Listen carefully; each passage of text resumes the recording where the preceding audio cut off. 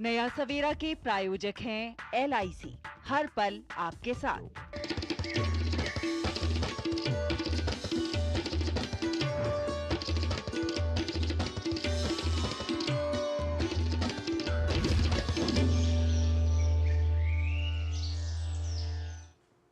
नमस्कार, एक नई सुबह में मैं संध्या लेकर हाजिर हूँ आपका पसंदीदा शो नया सवेरा।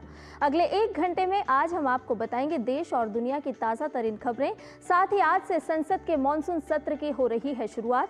बताएंगे इससे जुड़ी अपडेट भी। सावन महीने का आज दूसरा सोमवार है, तो आपको लिए चलेंगे शिवालय और करवाएंगे भोलेनाथ के दर्शन।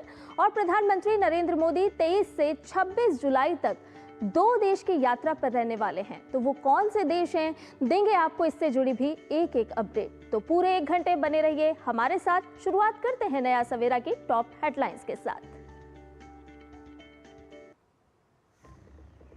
आज से 21 अगस्त तक संसद का मॉनसून सत्र, पेश होंगे 15 से अधिक विधेयक। ऑपरेशन सिंदूर सहित प्रमुख मुद्दों पर चर्चा के लिए सरकार तैयार, विपक्ष ने जताई सहयोग की उम्मीद।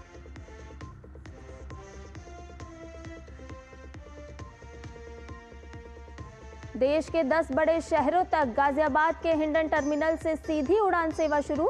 विमानन मंत्री ने कहा, दिल्ली का बैकबोन एयरपोर्ट बनेगा हिंडन टर्मिनल। पश्चिमी उत्तर प्रदेश के लिए भी खुलेंगे विकास के नए द्वार।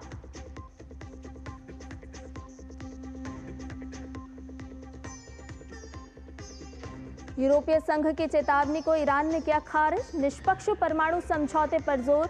3 यूरोपीय देश शुक्रवार को इस्तांबुल में करेंगे बातचीत।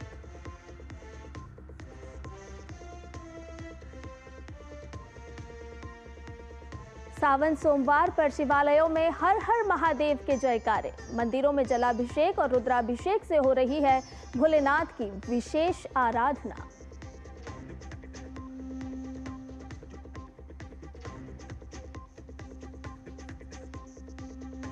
और भारत की कोनेरू हम्पी ने फिडे महिला विश्व कप के सेमीफाइनल में बनाई जगह। क्वार्टर फाइनल में चीन के युगिन सॉन्ग को दी मात।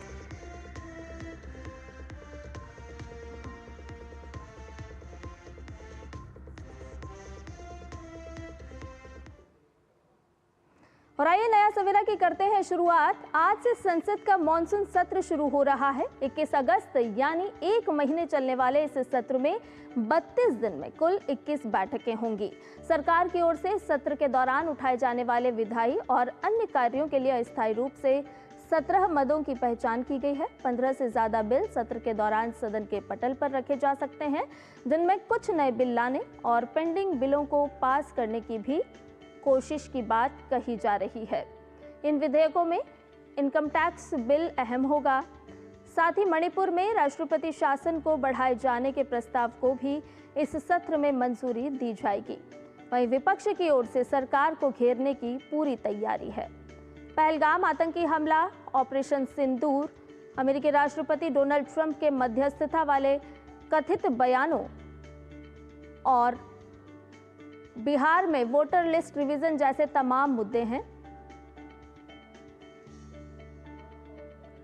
तो सरकार के एजेंडे में शामिल है इनकम टैक्स बिल, जिसे इस 1 माह चलने वाले मॉनसून सत्र के दौरान पटल पर रखा जाएगा। मणिपुर में राष्ट्रपति शासन के विस्तार के प्रस्ताव को लेकर भी बात होगी, बढ़ाए जाने की उम्मीद। मणिपुर के लिए 2025-26 के अनुदान मांगों पर चर्चा और मतदान। वित्तीय कार्यों की अगर बात करें तो इससे संबंधित विनियोग विधेयक भी पारित होंगे। तो आज से संसद का मॉनसून सत्र शुरू हो रहा है। वहीं विपक्ष की अगर बात करें तो विपक्ष के मुख्य मुद्दों में शामिल है पहलगाम आतंकी हमला, ऑपरेशन सिंदूर,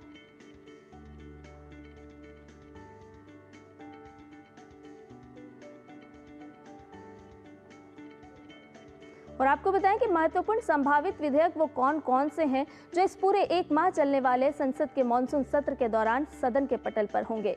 उनमें शामिल है लदान विधेयक 2024, ये महत्वपूर्ण संभावित विधेयक। वहीं दूसरे विधेयक की अगर बात करें तो समुद्री माल परिवहन विधेयक 2024, तटीय नौवहन विधेयक 2024। पूरे 1 माह तक संसद का मॉनसून सत्र चलने वाला है और इस दौरान महत्वपूर्ण कौन कौन से संभावित विधेयक होंगे उसके बारे में आपको बता रहे हैं। गोवा विधानसभा क्षेत्रों में एसटी प्रतिनिधित्व पूर्व समायोजन विधेयक, व्यापारी नौवहन विधेयक 2024, इसके अलावा भारतीय बंदरगाह विधेयक 2025, आयकर विधेयक 2025, कई सारे महत्वपूर्ण विधेयक होंगे जो इस पूरे एक माह चलने वाले मॉनसून सत्र के दौरान पटल पर रखे जाएंगे, जिन पर चर्चा होनी है। मणिपुर जीएसटी संशोधन विधेयक 2025, इसे अध्यादेश के स्थान पर लाया जाएगा। जन विश्वास विधेयक 2025, सरकार की किस तरह की तैयारी है इस पूरे एक माह चलने वाले संसद के मॉनसून सत्र को लेकर के, वो इन विधेयक के माध्यम से आपको बता रहे हैं वो कौन कौन से महत्वपूर्ण संभावित विधेयक। आईआईएम संशोधन विधेयक 2025, इसके अलावा कराधान विधि संशोधन विधेयक 2025, भू विरासत स्थल संरक्षण विधेयक 2025, ये महत्वपूर्ण संभावित विधेयक है जिसे सरकार की ओर से लाया जाएगा। खनन कानून संशोधन विधेयक 2025, राष्ट्रीय खेल प्रशासन विधेयक 2025,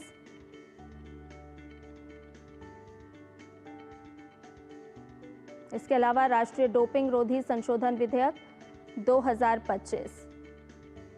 तो कई सारे महत्वपूर्ण बिल होंगे, विधेयक होंगे जो सदन के पटल पर आएंगे। इसके अलावा संसद सत्र के पहले दिन यानी कि आज की बात की जाए तो आज लोकसभा और राज्यसभा में एक एक विधेयक सूचीबद्ध हैं। लोकसभा में आज गोवा राज्य के विधानसभा क्षेत्रों में अनुसूचित जातियों के प्रतिनिधित्व का पुनर्समायोजन विधेयक 2024 चर्चा के लिए पेश होगा। विधेयक को केंद्रीय मंत्री अर्जुन राम मेघवाल पेश करेंगे। वहीं राज्यसभा में आज वहन पत्र विधेयक 2025 चर्चा और पारित किए जाने के लिए पेश होगा। विधेयक को केंद्रीय मंत्री सर्बानंद सोनोवाल पेश करेंगे।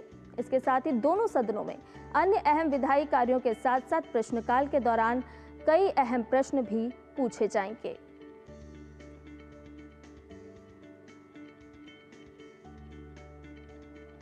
और संसद के मॉनसून सत्र में पक्ष और विपक्ष दोनों अपनी अपनी रणनीतियों के साथ तैयार हैं।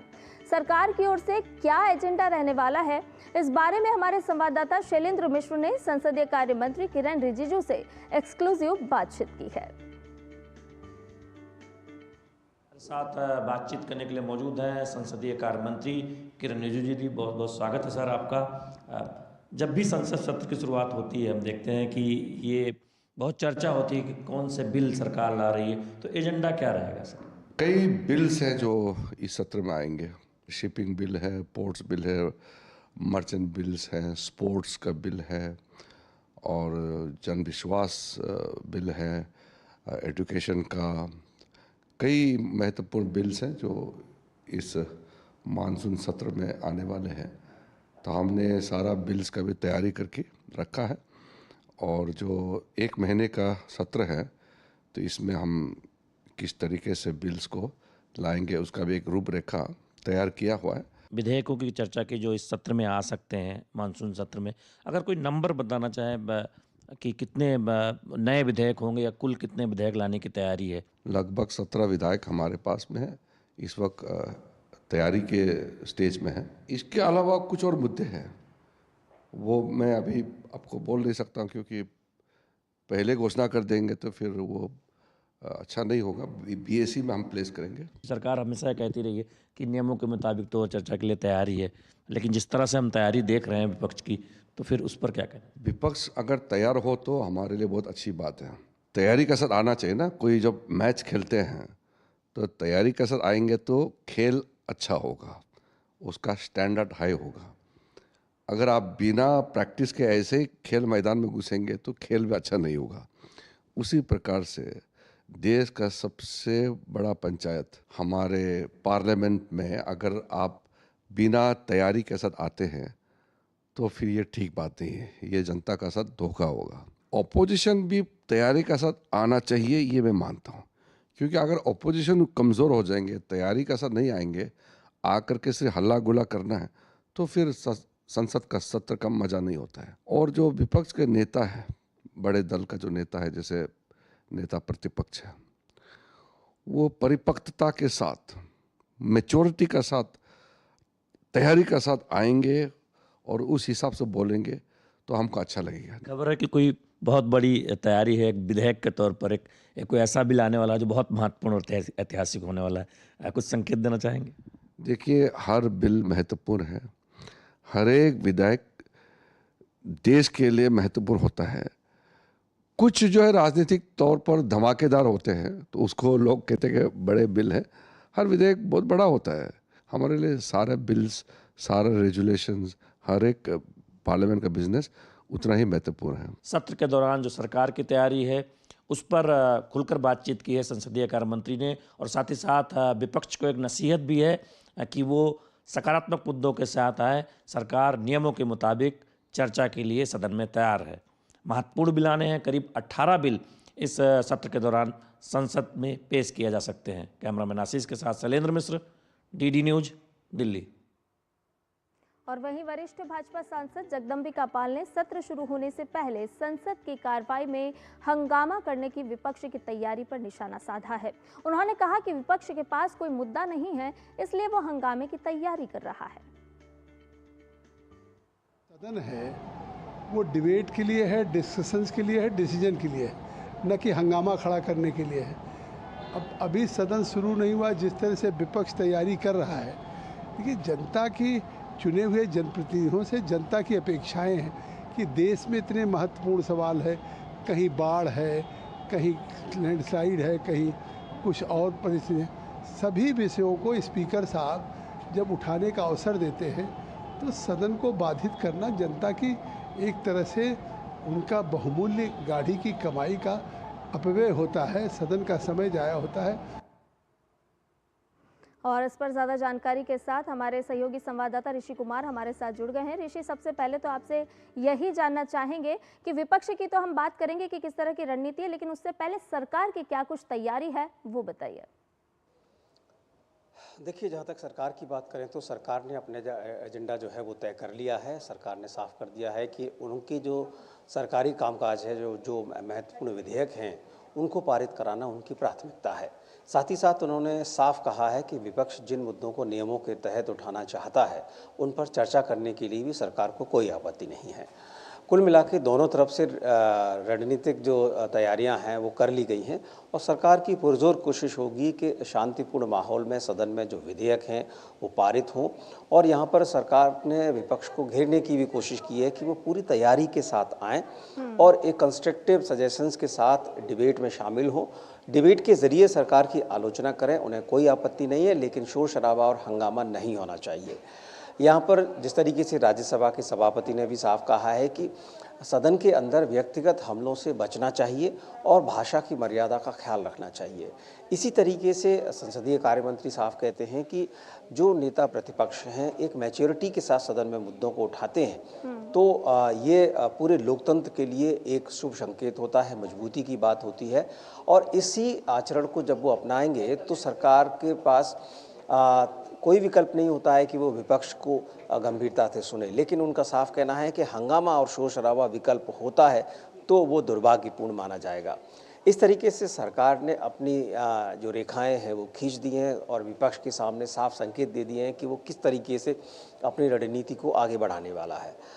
वहीं अगर विपक्ष की बात करें तो विपक्ष ने तमाम मुद्दे हैं जिनको कि लेकर सरकार के सामने रख दिया है, ऑल पार्टी मीटिंग में भी रख दिया है।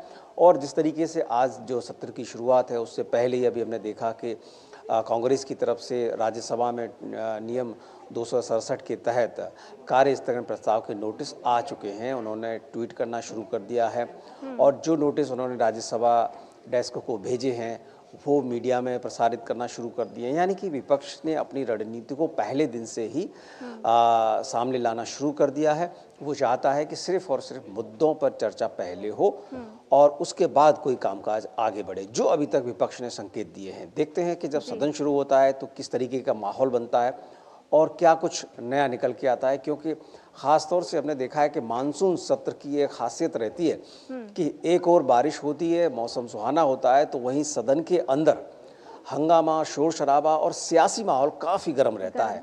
ये मानसून सत्र की खासियत होती है। हम जानते हैं कि बजट सत्र में ख़ासतौर से जो बजटीय प्रावधान होते हैं, उस सब चीज़ें होती हैं, उन पर ज़्यादा फोकस रहता है। विपक्ष भी समझता है कि जो कॉन्स्टिट्यूशनल प्रोविजंस हैं उनको आगे बढ़ाना होता है, लेकिन ये सत्र इस तरीके का होता है जिसमें सियासत ज़्यादा देखने को मिलती है।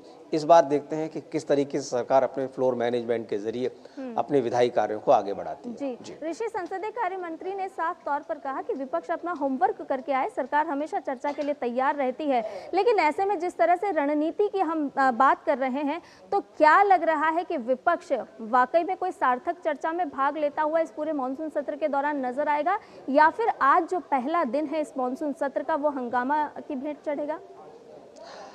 देखिए, कहना अभी उचित नहीं होगा कि हंगामा की भेंट चढ़ेगा कि नहीं चढ़ेगा, लेकिन इतना ज़रूर है कि विपक्ष अगर नियमों के तहत, देखिए होता क्या है, अब जैसे नियम 267 की बात करें तो इसमें सभी कामकाज को रोककर एक चर्चा कराई जाती है, लेकिन अगर हम संसदीय इतिहास में देखें तो ये चर्चाएं कितनी बार हुई हैं और इन चर्चाओं से क्या सार्थक बहस आगे बढ़ी है। लेकिन सिंपल तौर से अगर हम देखें तो अन्य मुद्दों पर चर्चा के लिए सरकार जो सामान्य नियमों के तहत चर्चा होती है और उसमें संबंधित मंत्री भी जवाब देते हैं, जो कि चर्चा का एक सामान्य माध्यम है। इस माध्यम से अगर विपक्ष आगे बढ़ने के लिए तैयार होता है तो मुझे नहीं लगता किसी भी विषय पर सरकार को चर्चा कराने से आपत्ति हो सकती है, और उन्होंने कहा भी है।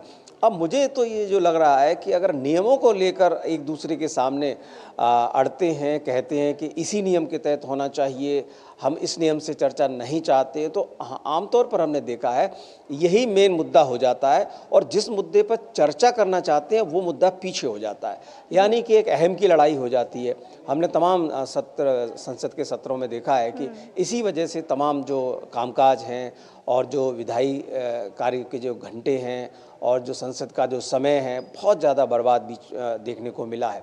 अब इस बार किस तरीके से विपक्ष की रणनीति है, वो चर्चा के माध्यम से, बिंदुओं के माध्यम से और जो मुद्दे हैं उनके माध्यम से सदन के पटल पर सरकार को घेरने की उसकी क्या कोई रणनीति है, ये देखना होगा। लेकिन जो पहला दिन है और उन्होंने जो नोटिस दिया है वो संकेत दे रहा है कि वो टकराव की स्थिति को ही आगे बढ़ाने दिखाना चाहता है। अब देखते हैं कि आज सभापति किस तरीके से इन 267 नियम को लेते हैं और उस पर कार्रवाई करते हैं, क्योंकि आमतौर पर यही होता है कि काम को रोक कर किसी भी काम को आगे बढ़ाना, किसी चर्चा को आगे बढ़ाना, ये बहुत बड़ा प्रचलन का विषय नहीं होता है और ये रेयरेस्ट ऑफ रेयर मसलों में सभापति और सत्ता पक्ष के और विपक्ष के सभी की सहमति से ही ऐसा हो पाया है। पहले भी हुआ है तो बहुत कम हुआ है, देखना होगा आज क्या होता है। जी, कई महत्वपूर्ण विधेयक भी हैं ऋषि, जिसे लिस्टेड किया गया है इस पूरे मॉनसून सत्र के दौरान। हम पटल पर देखेंगे उन महत्वपूर्ण विधेयकों को, लेकिन अहम विधेयकों की अगर हम बात करें तो वो कौन कौन से अहम विधेयक होंगे जो इस सत्र के दौरान पटल पर रखे जाएंगे?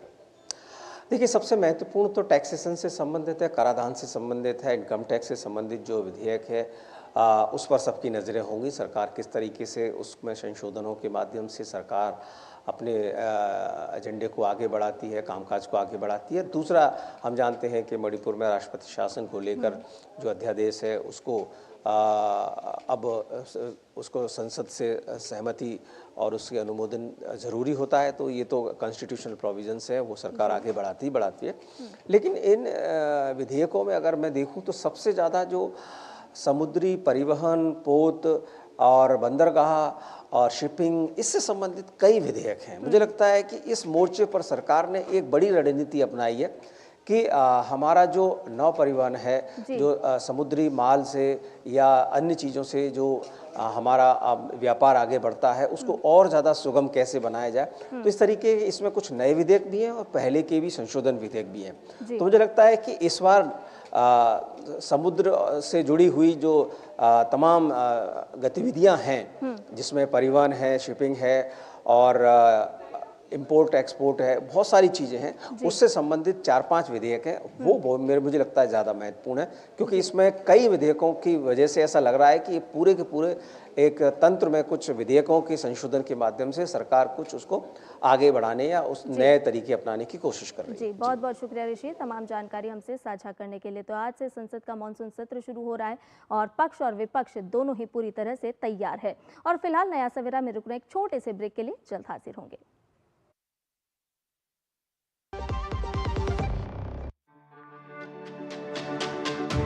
मेरी पसंद, मेरी पसंद, मेरी पसंद। मेरी पसंद। हमारी पसंद। हम सबकी पसंद। मजबूत देश का मजबूत सरिया हो गया स्टील। डॉक्टर साहब, ये प्रीमियम क्या होता है? बेटा प्रीमियम मतलब समझ लो पेट्रोल। जब तक कार में पेट्रोल है तब तक कार चलेगी, पेट्रोल खत्म कार स्टॉप। पर पापा इस बार पेट्रोल खत्म होने पर भी कार चलती रहेगी। वो कैसे? LIC के जीवन लाभ में प्रीमियम पेमेंट हो जाए स्टॉप, पर पॉलिसी के फायदे चलते रहते हैं। मतलब अब लाइफ की गाड़ी चलेगी नॉन स्टॉप। LIC हर पल आपके साथ।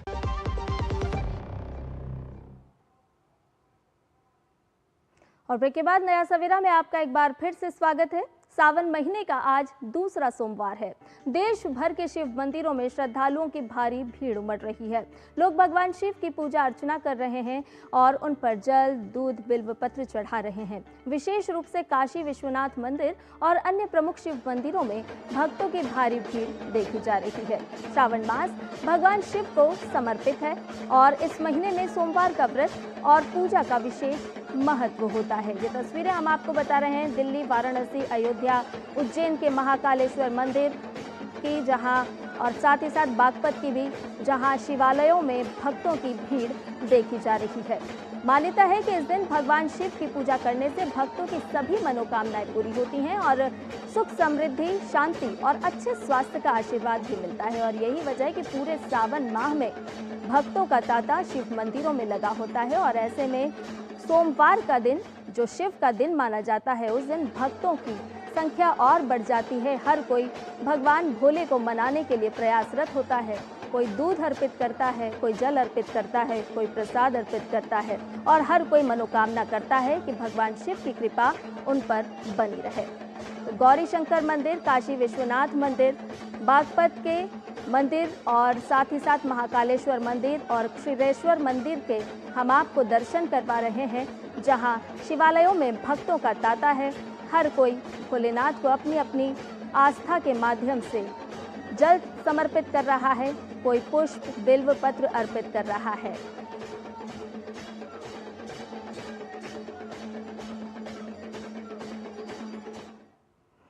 और भी ज़्यादा जानकारी के साथ सुयश शर्मा दिल्ली से गौरी शंकर मंदिर से और साथ ही साथ हमारे संवाददाता हरिकेश बहादुर सिंह गौतम वाराणसी के काशी विश्वनाथ मंदिर से हमारे साथ जुड़ गए हैं। सबसे पहले काशी विश्वनाथ मंदिर की ओर रुख करते हैं, तो आप बताइए हरिकेश बहादुर सिंह गौतम, इस वक्त किस तरह का माहौल देखने को मिल रहा है? सुबह से भक्तों का तांता तो मंदिर में लगने लगा होगा। देखिए संध्या, सबसे पहले तो आपको काशी से हर हर महादेव, जो ये उद्घोष है मेरे पीछे भी जो खड़े हैं, हर हर महादेव से आपका अभिनंदन कर रहे हैं, उद्घोष कर रहे हैं। मैं इस समय जो BHU के अंदर काशी विश्वनाथ मंदिर है वहां पे खड़ा हूं और कतार लगी हुई है बड़ी ही शालीनता से, सौम्यता से। महिलाओं की अलग कतार है, पुरुषों की अलग कतार है, जिसमें कि लोग बाबा के दर्शन के लिए जा रहे हैं। जो काशी विश्वनाथ की आप बात कर रहे हैं, चूंकि सावन का महीना बाबा को प्रिय होता है और खास तौर से इस पूरे महीने जो कांवड़िए हैं वो बाबा के जहां जहां पे मंदिर है वहां पे वो जलाभिषेक के लिए, जो गंगा जी का जल है उसको लेकर जलाभिषेक के लिए जाते हैं। तो यहाँ पे जो प्रयागराज से कांवड़िए जल लेकर चलते हैं और वो यहाँ पर काशी विश्वनाथ मंदिर जो बाबा का रूप है, यहाँ पे नरेश के रूप में, काशी अधिपति के रूप में वहां पे आते हैं जलाभिषेक करने के लिए। समझा, चूंकि बाबा का माना जाता है कि उनको आप जो भी चढ़ा दो वो उसको स्वीकार कर लेते हैं। जल चूंकि गंगा उनको प्रिय है, अपने सर पे रखते हैं, गंगाधर कहे जाते हैं। और काशी में गंगा चूंकि बगल से गुजरती है उनके, तो इसलिए जो मैं बता रहा हूं आपको कि जो भक्त हैं वो सुबह जो मंगला आरती होती है उससे दर्शन की शुरुआत हो जाती है। लेकिन सोमवार के दिन खास तौर से जो कांवड़िए हैं, जो श्रद्धालु हैं, वो लगभग आप कहें तो 12 बजे के बाद से ही लाइन लगा के, चूंकि बैरिकेड किया गया है मैदानी से लेकर गोदौलिया तक, या आप कह सकती हैं दशाश्वमेध तक, तो जिन लोगों को गंगा स्नान करना होता है वो दशाश्वमेध की तरफ से जो काशी विश्वनाथ मंदिर के जाने के लिए रास्ता है उधर से, मैदानी की तरफ से जो बैरिकेड किया गया है उधर से कतार में लगते हैं और अपनी गाड़ी का इंतजार करते हैं कि कब बाबा के दर्शन करेंगे, कब जो है बाबा को जलाभिषेक करेंगे। क्योंकि सावन का महीना चल रहा है तो काशी विश्वनाथ जो प्रशासन है उसने एक व्यवस्था की है कि जो प्रोटोकॉल है सब बंद कर दिया गया है पूरे सावन मास के लिए। झांकी दर्शन बाबा का मिल रहा है लोगों के लिए, क्योंकि भारी संख्या में श्रद्धालु आते हैं और खास तौर से तब जब बाबा विश्वनाथ धाम का पुनरुद्धार किया यहाँ के सांसद और देश के प्रधानमंत्री ने, तो आप कह सकती हैं कि साल में करोड़ों की संख्या में लोग दर्शन करने के लिए आ रहे हैं। मेरे पीछे ये कांवड़िए भी दिखाई दे रहे हैं, मैं इनसे भी बात करूंगा। आप लोग कहाँ से आए हैं और किस तरह से दर्शन हुआ बाबा का? सुल्तानपुर से आए। सुल्तानपुर से आए। किस तरह से आए आप लोगों, क्या अनुभव रहा आप लोगों की यात्रा में? यात्रा बहुत बढ़िया थी हमारी लोग की, ट्रेन से आए हैं, बहुत बढ़िया यात्रा थी। दर्शन भी हो गया, व्यवस्था बढ़िया था, ऐसी बात नहीं, ठीक थी। ये संध्या ये कांवड़िए हैं जो लोग दर्शन करके जलाभिषेक करके यहाँ के विश्वनाथ मंदिर में आए हुए हैं। और व्यवस्था जैसे कि सरकार ने यहाँ पे बना रखी है, उत्तर प्रदेश सरकार ने, वो कांवड़ियों के लिए विशेष है। चूंकि प्रयागराज से जो जीटी रोड जिसको बोलते हैं वो वाराणसी की तरफ आती है, तो एक पूरी लेन कांवड़ियों के लिए सुरक्षित कर दी गई है। चूंकि वो पैदल चलते हैं, नंगे पांव चलते हैं, और जगह जगह प्रशासन ने भी व्यवस्था की है। और काशी में खास तौर से चूंकि धार्मिक नगरी है, सांस्कृतिक नगरी है, यहाँ के जो सामाजिक संगठन है, जो यहाँ के लोग हैं, वो लोग जो है कांवड़ियों की सेवा कर रहे हैं। उनको जो फल मिष्ठान जो प्रस्तुत कर सकते हैं वो प्रस्तुत कर रहे हैं, और इस एक श्रद्धा भाव से इन कांवड़ियों की सेवा कर रहे हैं। क्योंकि बाबा के जैसा कि आप दिखा भी रही थी कि महाकाल से वहाँ गौरी केदार मंदिर से और इसके बाद काशी विश्वनाथ मंदिर से, बिल्कुल, तो काशी विश्वनाथ में लग रहे हैं हर हर महादेव के जयघोष, और हर कोई प्रभु को मनाने के लिए पहुंच रहा है। अपनी अपनी श्रद्धा के अनुसार कोई जलाभिषेक कर रहा है, कोई रुद्राभिषेक कर रहा है। हमारे सहयोगी संवाददाता डॉक्टर सुयश शर्मा भी हमारे साथ दिल्ली के गौरी शंकर मंदिर से जुड़ गई हैं। सुयश, किस तरह का माहौल इस वक्त आप देख रही हैं, क्योंकि दिल्ली में अब कावड़ यात्रियों का आगमन भी शुरू हो गया है, और आज क्योंकि सावन का दूसरा सोमवार है, तो भक्तों की संख्या किस तरह से नजर आ रही है, किस तरह से श्रद्धा भाव देखने को मिल रहा है? हर हर महादेव। संध्या, सबसे पहले आपको गौरी शंकर मंदिर में मैं अपने पीछे भगवान शिव और गौरी के दर्शन करवा देती हूँ। आप देख रहे हैं जिस तरीके से यहाँ श्रद्धालुओं की भीड़ है, इन्हें श्रद्धालु कहूँ या फिर भगवान शिव के गण कहें, नंगे पाँव चले आ रहे हैं। कोई किसी के हाथ में बेलपत्र है, तो किसी के हाथ में फल और मेवा है, बेर है, धतूरा है, तो वहीं किसी के हाथ में सिर्फ एक जल का लोटा है, श्रद्धा सुमन के साथ में। यहाँ आज सावन का दूसरा सोमवार है, और जैसा कि हम सभी जानते हैं कि सावन का महीना बेहद ही खास है। महादेव को लेकर के श्रद्धालुओं के मन में जो श्रद्धा और जो आस्था होती है वो अपार होती है। आप देखिए, आज सुबह 4 बजे से ही यहाँ लाइन लगी हुई है और एक कतार में श्रद्धालु आ रहे हैं। आप कहाँ से आए? यही दिल्ली से ही आते। आज ब्रदवीर, हाँ जी, जय भोलेनाथ। देखिए, यहाँ बच्चे भी हैं, बुजुर्ग भी हैं, और अगर हम प्रशासन की बात करें, मंदिर की तरफ से भी पूरी तैयारी की गई है। यहाँ पर मंदिर में जल की पूरी व्यवस्था है। आपको बता दें, लोटा भरने के लिए भी पूरी व्यवस्था की गई है कि जो श्रद्धालु आ रहे हैं उनको कोई तकलीफ ना हो, क्योंकि भगवान शिव के गण हैं, और कहते हैं ना कि भगवान शिव को तो दानव भी पूछते हैं और देव भी पूछते हैं, और वो सबकी सुनते हैं। बस ज़रूरत है तो आपको मन से पुकारने के लिए। ये आप देखिए, यहाँ पर पूरी तैयारी की गई है। ये जिस तरीके से यहाँ जल भरकर रखा है, जो दूर दूर से श्रद्धालु आए हैं और नहीं लेकर के आ पाए हैं जल, उनके लिए यहाँ मंदिर की तरफ से पूरी तैयारी की गई है। आप देखिए, हर हर महादेव के जयकारे लग रहे हैं। महादेव के उद्घोष से पूरा मंदिर गूंज रहा है। बोल बम देखिए, बोल बम बम बम के जयकारे लग रहे हैं। हर किसी के मन में सिर्फ एक ही आस्था है कि इतनी दूर से हम आए हैं, तो बस कैसे न करके हमें एक बार महादेव के दर्शन हो जाए। बिल्कुल बिल्कुल सुयश, हम देख रहे हैं और अपने दर्शकों को भी हम सुनवा पा रहे हैं कि किस तरह से गौरी शंकर मंदिर का नज़ारा है। हर कोई भगवान शिव को जल अर्पित कर रहा है, कोई अपनी अपनी श्रद्धा अनुसार प्रसाद लेकर के पहुंचा है, कोई पुष्प लेकर के पहुंचा है और हर कोई महादेव की भक्ति में लीन नजर आ रहा है। सुयश, अगर व्यवस्थाओं की अगर हम बात करें तो किस तरह की व्यवस्थाएं वहां पर सुचारू रूप से की गई है ताकि भक्तों को किसी तरह की कोई परेशानी ना हो? बहुत ही संक्षेप में आपसे जानना चाहेंगे।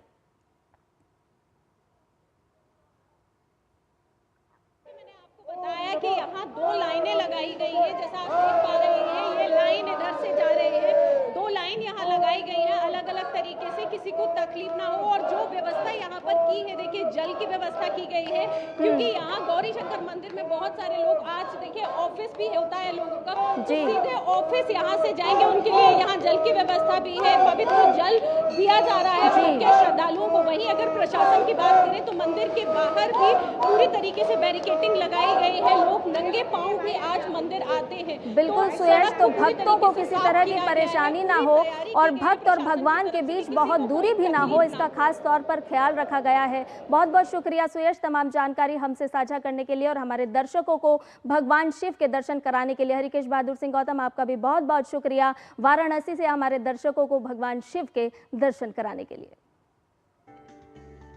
और खबरों में बढ़ते हैं आगे, आपको बताएं कि हिमाचल प्रदेश में मौसम के कारण जनजीवन प्रभावित हुआ है। यहां आज भी कई क्षेत्रों में बहुत तेज बारिश हो सकती है। लगातार भारी बारिश के कारण कई इलाकों में जनजीवन प्रभावित हुआ है। इसके मद्देनजर केंद्र सरकार ने एक बहुक्षेत्रीय केंद्रीय टीम का गठन किया है।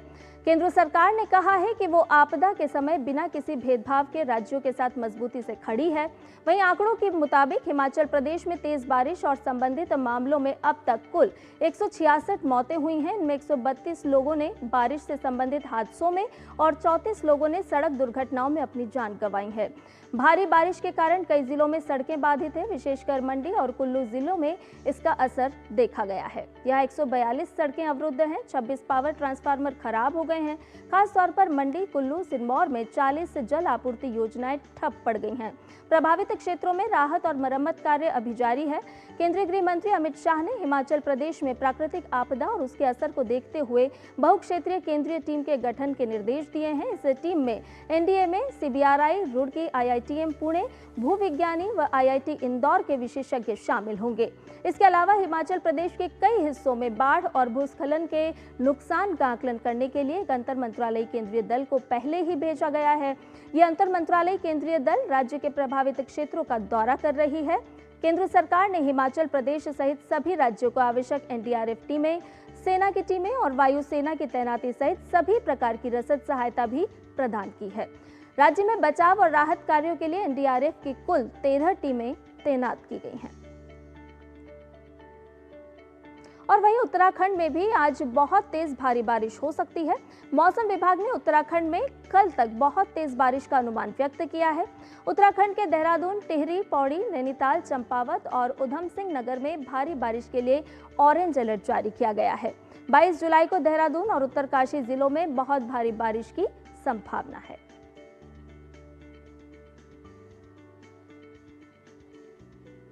और देश के 10 बड़े शहरों तक गाजियाबाद के हिंडन टर्मिनल से सीधी उड़ान सेवा शुरू हो गई है। इन शहरों में बेंगलुरु, कोलकाता, वाराणसी, इंदौर, चेन्नई, अहमदाबाद, पटना, गोवा और मुंबई शामिल है। नागर विमानन मंत्री कंजरापुर राममोहन नायडू ने इन उड़ानों का शुभारंभ किया। ये सभी 10 नए कनेक्शन इंडिगो की सहायता से शुरू किए गए हैं। इस मौके पर केंद्रीय मंत्री ने कहा कि ये पोटेंशियल दिल्ली का बैकबोन एयरपोर्ट बनने वाला है। ये उम्मीद भी जताई कि हिंडन टर्मिनल से उड़ान सेवाएं न सिर्फ राष्ट्रीय राजधानी क्षेत्र के लिए बल्कि पूरे पश्चिमी उत्तर प्रदेश के लिए भी विकास के नए द्वार खोलेंगी। एयरपोर्ट से आज हम 10 नए कनेक्शंस यहाँ से शुरू कर रहे हैं और ये इंडिगो की सहायता से हम कर रहे हैं। तो यहाँ के गाज़ियाबाद के लोगों के लिए हम बधाई देते हैं और इंडिगो को भी हम बधाई देते हैं उनके सहायता से जिस तरह से यहाँ पे एक्सपेंशन करने का एक मौका मिला है। और फरवरी में बहुत कम फ्लाइट और छोटे छोटे ऑपरेटर यहाँ से काम करते थे। उस समय ऐसे ही लगता था कि ये दिल्ली का एक बैकअप एयरपोर्ट है, अगर वहाँ पे स्लॉट नहीं मिला, टाइम नहीं मिला तो यहाँ पे आ गए, यहाँ से हमने जहाज़ चला लिया। पर आज हमें देखने को मिल रहा है कि ये दिल्ली का एक बैकबोन एयरपोर्ट बनने वाला है। यहाँ का जो कैचमेंट एरिया गाजियाबाद से लेकर नोएडा, वेस्टर्न उत्तर प्रदेश और काफ़ी हद तक दिल्ली का भी, उन सब के लिए भी इतने पास में एक अच्छा सा एयरपोर्ट जैसे बना है, तो वो सब अब रियलाइज़ करने लगे कि हम हिंडन से भी हम अच्छी तरह ट्रैवल कर सकते हैं। वहीं केंद्रीय मंत्री ने अहमदाबाद विमान दुर्घटना मामले में चल रही जांच पर भी अपनी प्रतिक्रिया दी। उन्होंने कहा कि अहमदाबाद विमान दुर्घटना के मामले में विमान दुर्घटना जांच ब्यूरो AIB की प्रारंभिक रिपोर्ट से पहले किसी निष्कर्ष पर पहुंचना उचित नहीं होगा। अंतिम रिपोर्ट आने तक दुर्घटना को लेकर किसी तरह की टिप्पणी करना उचित नहीं है। I believe in AIB. I believe in the work that they are doing. They have done a wonderful job in decoding the whole black box and getting the data out in India itself. It was a huge success for us because previous incidents, whenever the black box was seen to be damaged, it was always sent abroad to get the data out. But this is the first time that successfully AIB has decoded everything. The data has been here. The report, preliminary report also has been seen. But making any comments until the final report has come, I don't think it is a good exercise on behalf of anyone. So that is why we are also very cautious. We are studying the report thoroughly, and whatever necessary things that need to be done in terms of safety, we are ready to do them. But regarding the incident and the investigation, we have to wait for the final report to come out before we say anything. और वहीं बिहार में मतदाता सूची से संबंधित विशेष सघन पुनरीक्षण अभियान का काम काफी तेजी से चल रहा है। अब जबकि अभियान में केवल 5 दिन बाकी हैं, ऐसे में अब तक गणना फॉर्म ना भरने वाले एक मतदाताओं की चुनाव आयोग ने तलाश तेज कर दी है। अभी लगभग 41 लाख लोगों का मतदाता पुनरीक्षण फॉर्म भरना बाकी है। इनमें से जो लोग काम धंधे के सिलसिले में घरों से अस्थायी रूप से बाहर हैं, उनसे मोबाइल फोन या फिर परिचितों के जरिए संपर्क साधा जा रहा है। साथ ही उन्हें ऑनलाइन फॉर्म भरने के लिए प्रोत्साहित भी किया जा रहा है। ऐसी भी न कर पाने की स्थिति में उन्हें मोबाइल फोन पर जरूरी दस्तावेज, फोटो और हस्ताक्षर आदि मंगवाकर उन्हें भरने का काम भी किया जा रहा है। चुनाव आयोग ने मतदाताओं को एक और बड़ा तोहफा दिया है। मतदान करने में परेशानी ना हो, इसलिए चुनाव आयोग ने बिहार में 12,817 नए बूथ का भी निर्माण किया है। इस बीच बिहार के नेता प्रतिपक्ष तेजस्वी यादव ने देश की 35 राजनीतिक पार्टियों को पत्र लिखकर मतदाता पुनरीक्षण के विरोध में उनका समर्थन मांगा है। राष्ट्रीय मानव अधिकार आयोग आज ओडिशा में मानव अधिकारों के कथित उल्लंघन के मामलों की सुनवाई करेगा। राज्य से संबंधित मानव अधिकार उल्लंघन के लंबित मामलों की सुनवाई भुवनेश्वर में 2 दिवसीय शिविर का आयोजन किया जा रहा है। इस शिविर में राज्य के अधिकारी और शिकायतकर्ता सुनवाई में भाग लेंगे। जिन मामलों की सुनवाई होनी है उनमें पत्रकारों, मानवाधिकार रक्षकों और उनके परिवारों पर हमले, महिलाओं के खिलाफ अपराध, पॉक्सो सहित बाल अपराध, सांप के काटने और चिकित्सा सहायता के अभाव में मृत्यु, भद्रक, केंद्रपाड़ा और अन्य तटीय जिलों में 5 से अधिक परिवारों के सामने आई बाढ़ की समस्या, जादू टोना और तंत्र मंत्र के आरोपों के कारण मानव अधिकारों का उल्लंघन और कोविड-19 अवधि के दौरान बालिकाओं की तस्करी शामिल है। आयोग 22 जुलाई को नागरिक समाज, गैर सरकारी संगठनों और मानव अधिकार रक्षकों के प्रतिनिधियों के साथ भी बातचीत करेगा।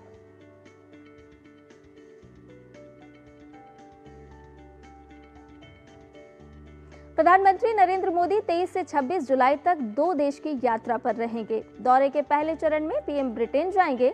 पीएम वहां अपने समकक्ष किर स्टारमर के साथ द्विपक्षीय वार्ता करेंगे। दोनों नेता द्विपक्षीय सहयोग, क्षेत्रीय और वैश्विक मुद्दों पर विचारों का आदान प्रदान करेंगे।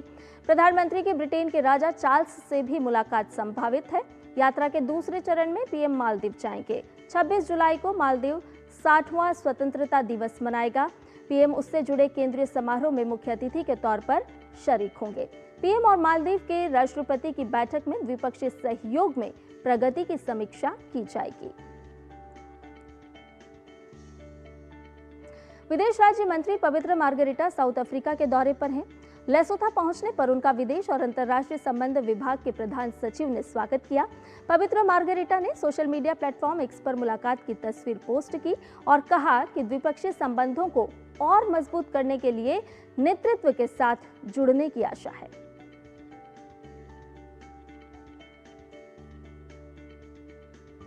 और नया सवेरा में फिलहाल रुकने एक छोटे से ब्रेक के लिए, लेकिन ब्रेक के बाद जब लौटेंगे तो बात होगी अखबारों की सुर्खियों की।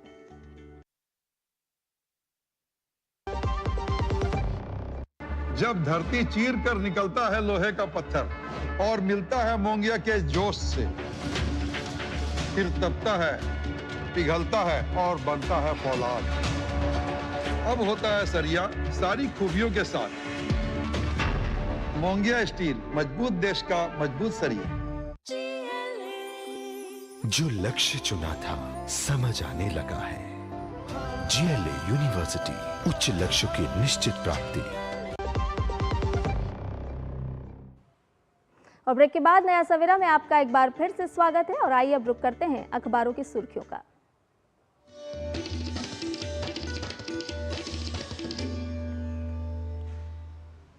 और अखबारों की तमाम सुर्खियों को समेटे हुए स्टूडियो में मौजूद है हमारी सहयोगी रेशमा। सीधा उन्हीं का रुख करते हैं। रेशमा, अगर आज के अखबारों की बात करें तो वो कौन कौन सी अहम खबरें हैं जो महत्वपूर्ण स्थान लिए हुए हेडलाइन के साथ प्रकाशित हैं? हाँ बिल्कुल संध्या, बहुत सारी खबरें हैं, लेकिन सबसे पहले सुप्रभात आपको।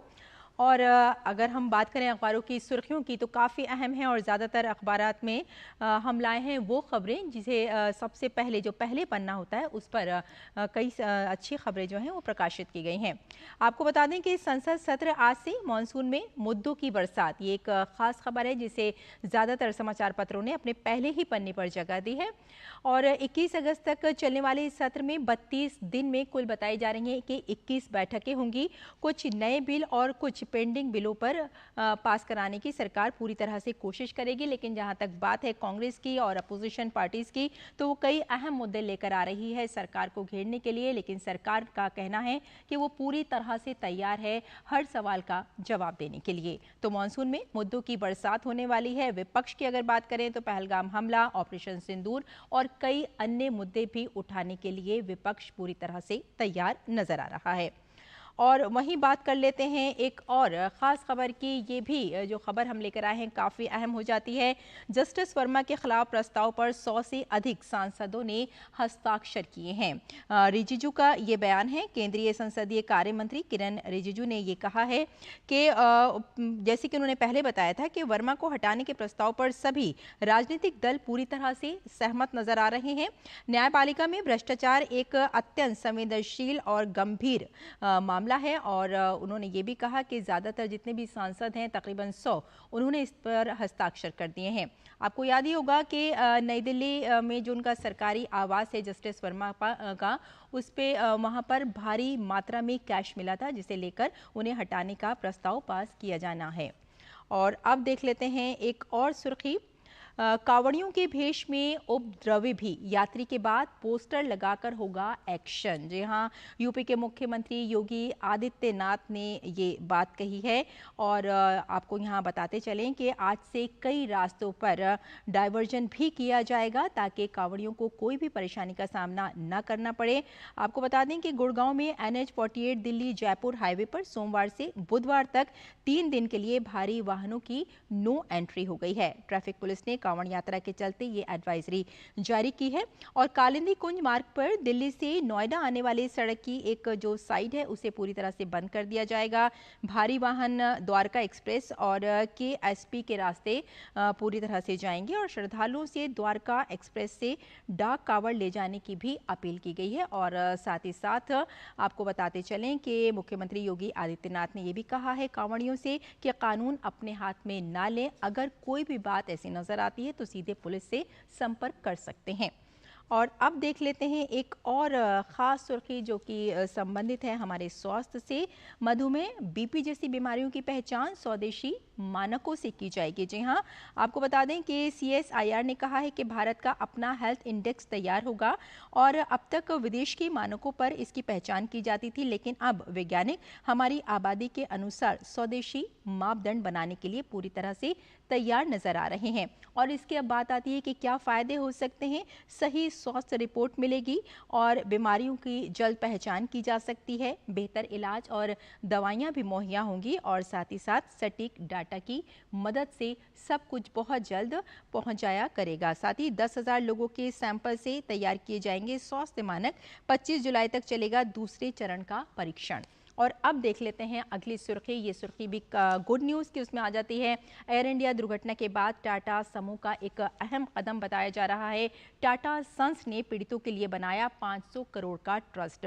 आपको बता दें कि टाटा सन्स मुंबई में 500 करोड़ रुपए के एक पब्लिक चैरिटेबल ट्रस्ट का रजिस्ट्रेशन औपचारिक रूप से उसने पूरा कर लिया है।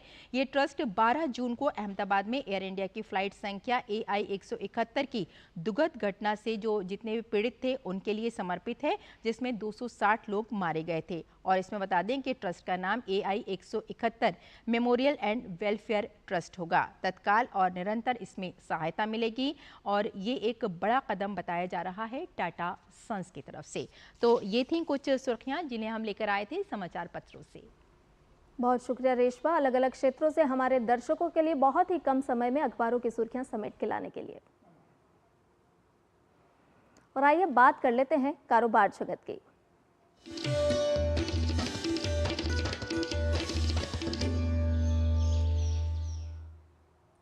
तो भारत ने डिजिटल पेमेंट के क्षेत्र में नया इतिहास रचते हुए दुनिया में पहला स्थान हासिल किया है।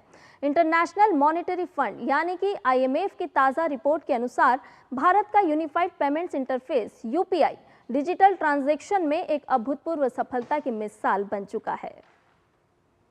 भारत फास्ट और सिक्योर डिजिटल पेमेंट सेक्टर में दुनिया में ग्लोबल लीडर के रूप में उभरा है। IMF की हालिया रिपोर्ट के अनुसार UPI की बदौलत भारत ने डिजिटल ट्रांजैक्शन में ये मकाम हासिल किया है। UPI से अकेले जून महीने में 24.03 लाख करोड़ रुपए का लेन देन 18.39 अरब ट्रांजैक्शन के माध्यम से हुआ है। बीते साल की तुलना में UPI लेन देन की संख्या 32% बढ़ी है। पिछले साल जून में UPI लेन देन की संख्या 13.88 अरब थी। वर्तमान में भारत में सभी डिजिटल लेन देन में UPI की हिस्सेदारी 85% और दुनिया भर में सभी रियल टाइम डिजिटल भुगतान में UPI की हिस्सेदारी 50% है। रिपोर्ट में आगे कहा गया है कि अब ये प्रतिदिन 64 करोड़ से ज्यादा लेन देन संभालता है, जो वीजा जैसी वैश्विक दिग्गज कंपनियों से कहीं ज्यादा है। गौरतलब है कि ये उपलब्धि काफी महत्वपूर्ण है क्योंकि UPI केवल 9 वर्षों में इस मकाम तक पहुंच गया है। UPI प्लेटफॉर्म वर्तमान में 49.1 करोड़ व्यक्तियों और 6.5 करोड़ व्यापारियों को सेवाएं प्रदान करता है और 675 बैंकों को एक ही प्रणाली के माध्यम से जोड़ता है। इसने वित्तीय समावेशन को बढ़ावा देने में महत्वपूर्ण भूमिका निभाई है, जिससे देश भर के लोग, विशेष रूप से ग्रामीण और छोटे शहरों के लोगों को आसान और किफायती तरीके से डिजिटल वित्तीय सेवाओं तक पहुंचने में मदद मिली है। Bureau report, DD news. और इसी पर ज़्यादा जानकारी लिए हमारे संवाददाता मुकुल शर्मा हमारे साथ जुड़ गए हैं। मुकुल, हम देख रहे हैं डिजिटल क्रांति की धमक जो है, चमक जो है, वो पूरे ग्लोबल लेवल पर देखने को मिल रही है। IMF ने भी दूसरी बार भारत के UPI की प्रशंसा की है। आगे क्या कुछ कदम रहेंगे भारत की तरफ से?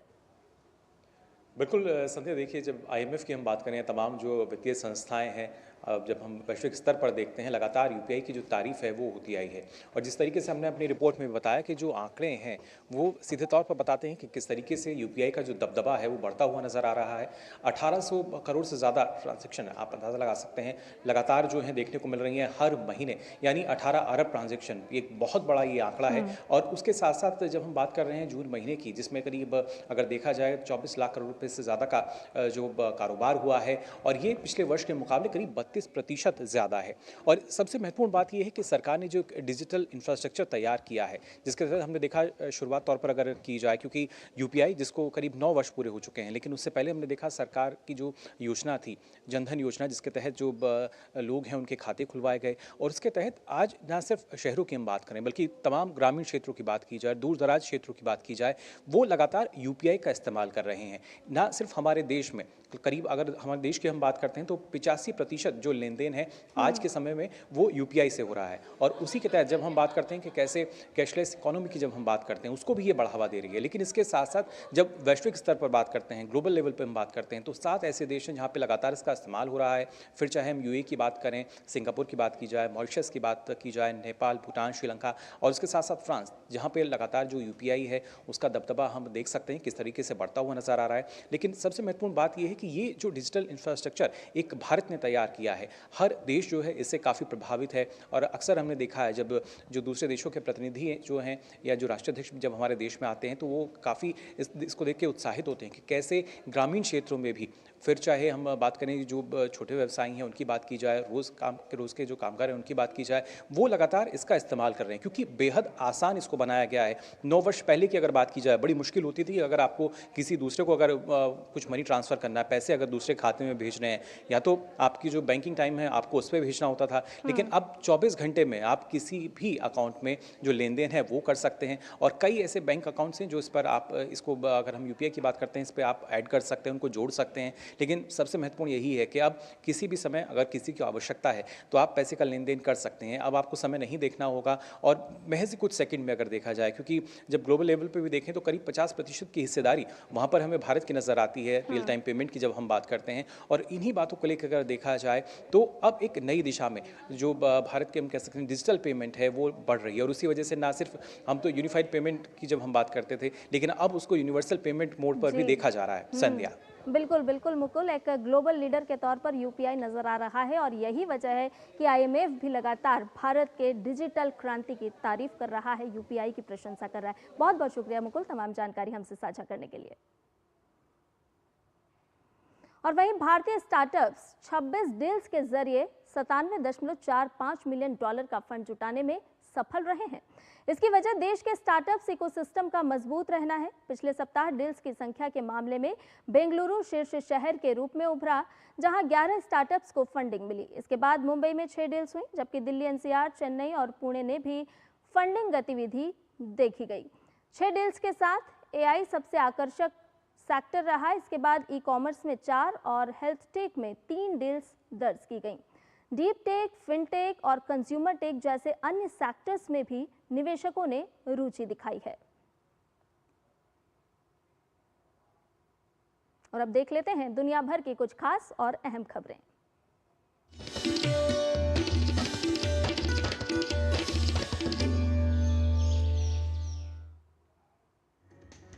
ईरान के विदेश मंत्री सैयद अब्बास अरागची ने यूरोपीय संघ की ओर से दी गई चेतावनी को सख्ती से खारिज करते हुए कहा है कि ईरान किसी भी प्रकार की धमकी स्वीकार नहीं करेगा। केवल निष्पक्ष, संतुलित और सम्मानजनक परमाणु समझौता ही उसे मंजूर होगा। 3 यूरोपीय देश अब शुक्रवार को इस्तांबुल में बातचीत करेंगे। ईरान के विदेश मंत्री अब्बास अरागची का ये बयान ऐसे समय में आया है जब यूरोप ने ईरान को एक अल्टीमेटम दिया है कि अगर 31 अगस्त तक परमाणु वार्ता में कोई प्रगति नहीं होती है तो वह संयुक्त राष्ट्र के प्रतिबंधों को दोबारा लागू करने की प्रक्रिया शुरू कर देगा। जापान में सत्तारूढ़ दल LJP के संसद के दोनों सदनों में बहुमत खो देने से प्रधानमंत्री शिगेरू इशिबा का भविष्य दांव पर लग गया है। 1955 के बाद ये पहली बार है जब सत्तारूढ़ दल LJP ने संसद के दोनों सदनों में बहुमत खो दिया है। सत्तारूढ़ गठबंधन संसदीय चुनाव में 248 सीटों वाले उच्च सदन में बहुमत हासिल करने में विफल रहा। जापान की राजधानी टोक्यो स्थित भारतीय दूतावास के सभागार में भारतीय संस्कृति के विशेष महाकुंभ का आयोजन किया जा रहा है। इस आयोजन में लगातार 12 घंटे तक भारतीय संगीत, नृत्य, मार्शल आर्ट और अन्य कला प्रस्तुतियां दी जाएंगी। और अब खेल जगत से जुड़ी हुई खबरें देख लेते हैं।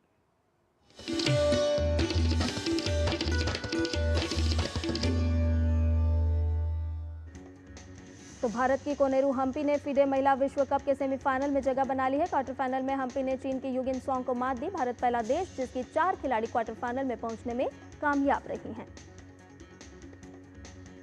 भारत ने थाईलैंड में आयोजित एशियन अंडर 16 पुरुष वॉलीबॉल चैंपियनशिप में कांस्य पदक जीता। भारतीय टीम ने तीसरे स्थान के लिए हुए एक रोमांचक मुकाबले में जापान को 3-2 से मात दी।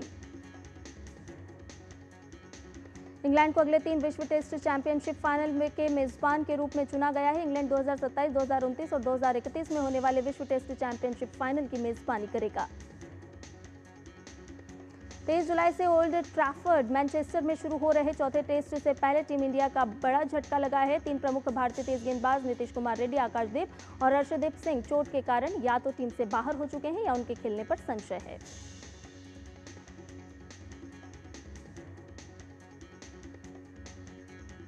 खबरों के मुताबिक चयनकर्ताओं ने हरियाणा के तेज गेंदबाज अंशुल कंबोज को टेस्ट सीरीज के आखिरी 2 टेस्ट के लिए कवर के तौर पर बुलाया है।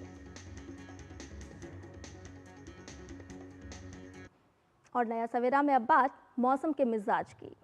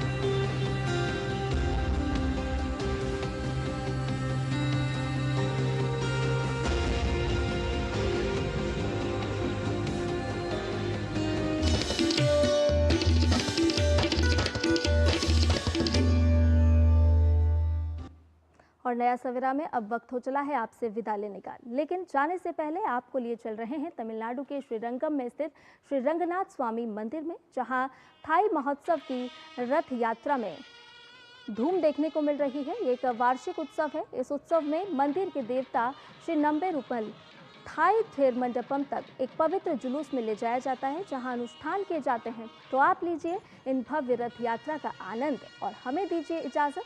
नमस्कार।